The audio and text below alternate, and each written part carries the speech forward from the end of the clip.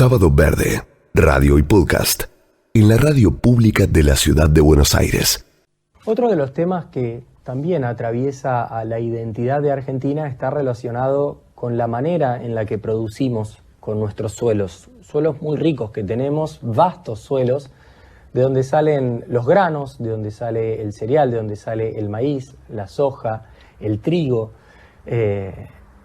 Y una de las cosas que más se ponen en conflicto, por lo menos en los últimos 20 años seguro, está vinculado con qué efectos produce el modo en el que estamos produciendo el alimento y qué efectos produce en el ambiente, pero también en las comunidades que viven en los sitios donde se llevan a cabo las distintas cosechas, los distintos cultivos. Salió un estudio más que interesante de la Sociedad Argentina de Pediatría, junto con otros profesionales e investigadores, que se llama Efecto de los agrotóxicos en la salud infantil.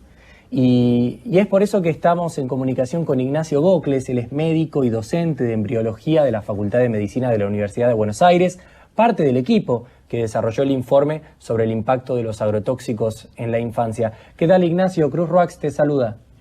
Hola, ¿cómo estás? ¿Cómo arrancan esta mañana?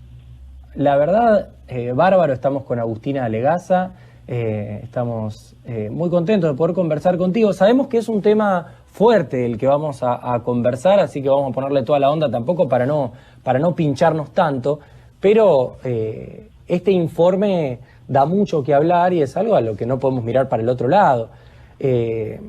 Efectos de los agrotóxicos en la salud infantil se llama.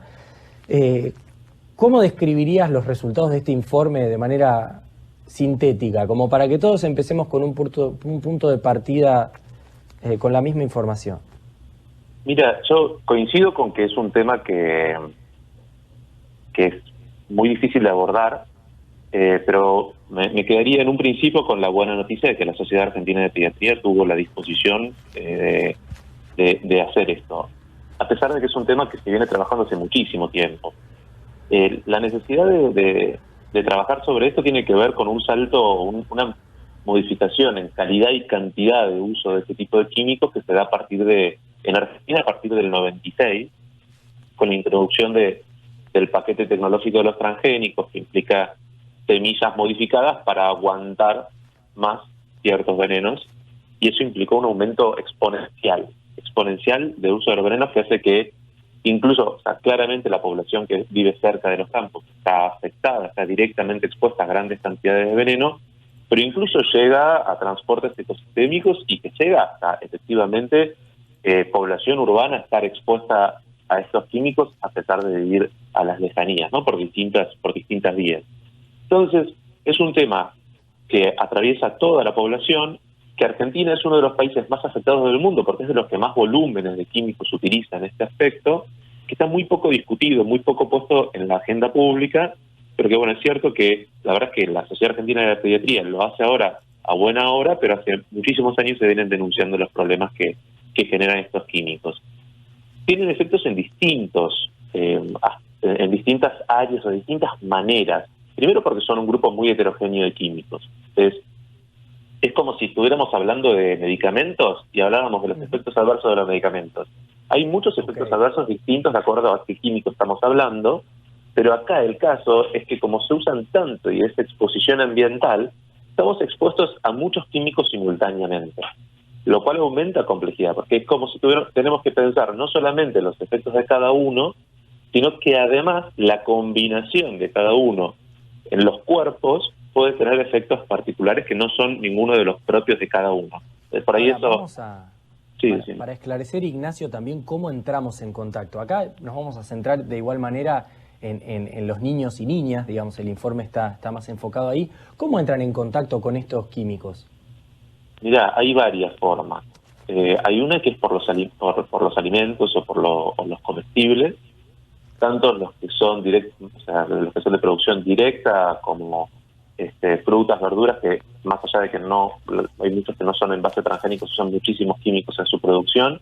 Hace un par de años vienen saliendo informes del mercado central respecto a la cantidad de agrotóxicos que encuentran en las verduras y frutas que se venden allí, que es descomunal. pero también hay otros tipos de exposición. Por ejemplo, algunos químicos se usan tanto que tienen transporte en el ciclo de lluvia, por ejemplo, ¿sí? Que pueden evaporarse, subir asociarse a las nubes, transportarse y caer en forma de lluvia.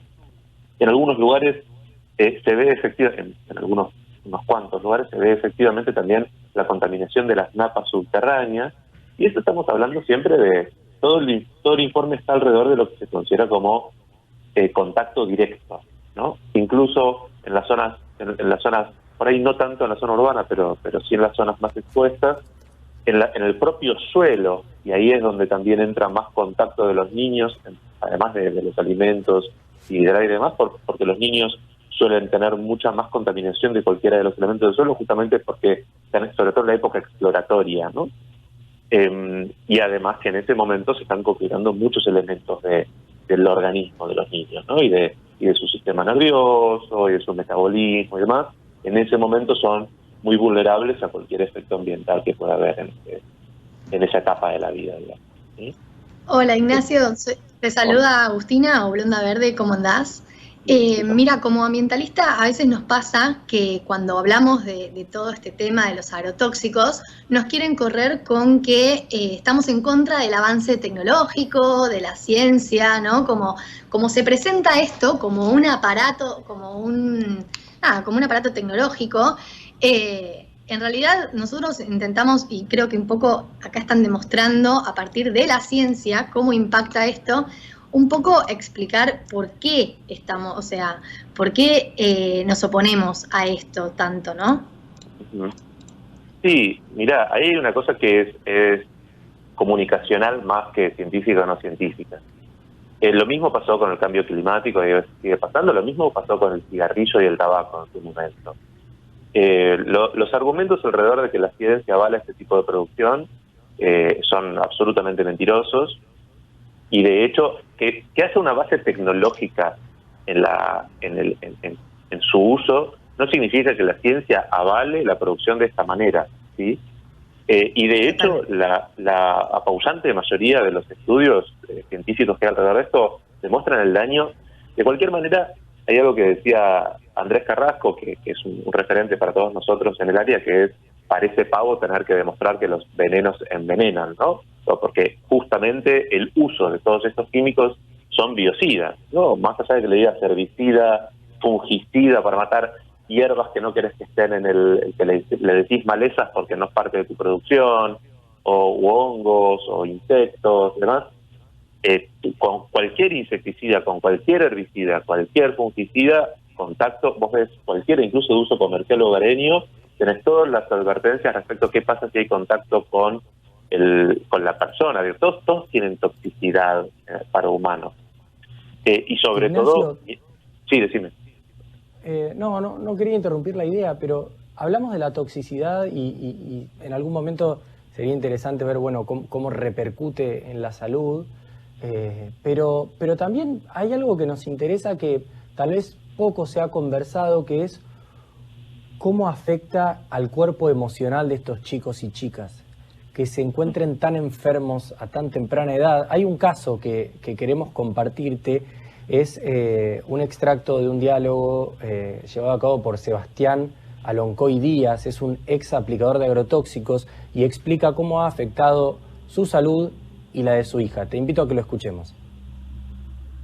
Cuando entramos a Ludovica de la Plata, Juana hace un pico de fiebre, 41 grados, como que empieza como una convulsión, la internan y le empiezan a hacer estudios de todo tipo.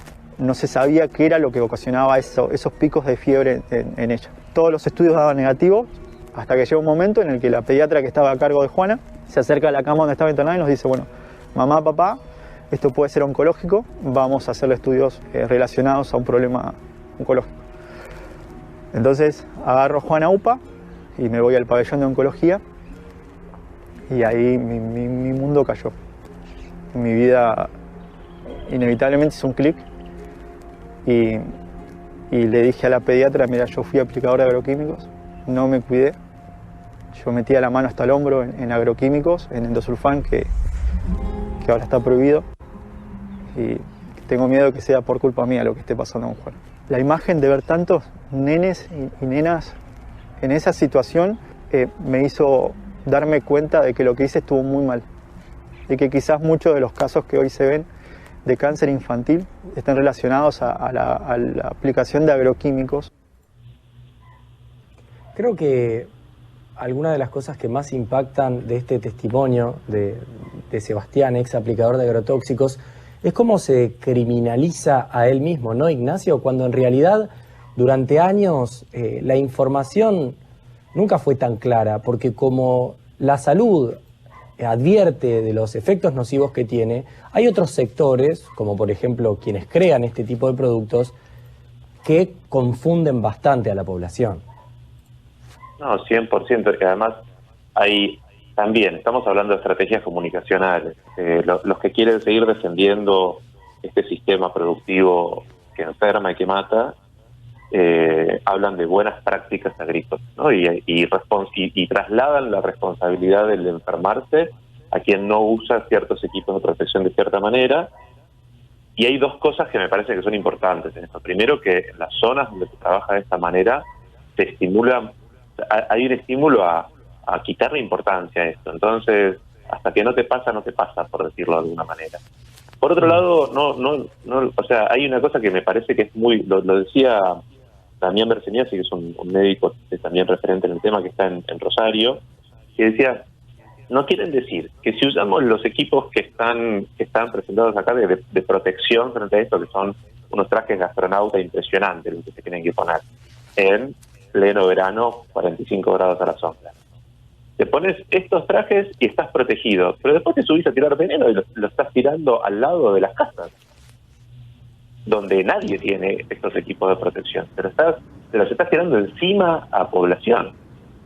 Entonces, a mí me sorprende cómo esta cuestión de la evidencia que ya hay, y sabiendo que somos el país con mayor consumo de glifosato del mundo, sabiendo que todas estas cuestiones, aún así se sigan aprobando nuevos, no sé, el trigo transgénico, resistente a otro agrotóxico, se sigue utilizando de la misma manera. Digo, ¿no tenemos ninguna forma de empezar a reencauzar esta situación?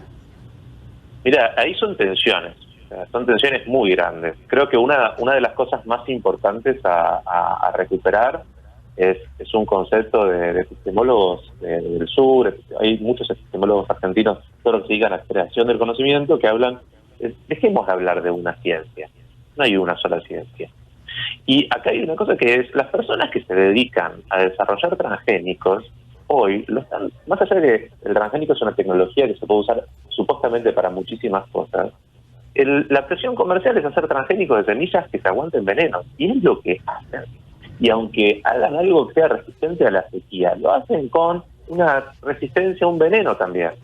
Porque eso es lo que le da la aprobación comercial, eso es lo que busca la industria, eso es lo que ellos pueden cobrar para vender la patente.